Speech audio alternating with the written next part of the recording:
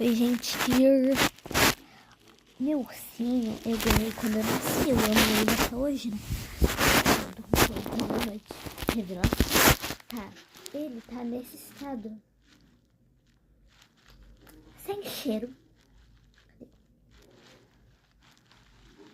E eu tenho que tá sem algodão aqui. E eu vou arrumar ele. Eu vou começar pela parte mais fácil, que é o algodão. Eu vou tirando e colocando em alguns lugares, até ficar pronto. Vamos terminar isso. Assim, vocês tiram o que tem dentro e depois vai colocando. Tirando por partezinha e colocando.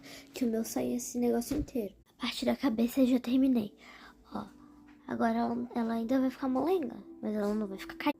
Gente, primeiro tem que fazer o algodão, que aí depois eu vou costurar e vou passar perfume. Gente, não vai dar tempo, então like pra parte 2.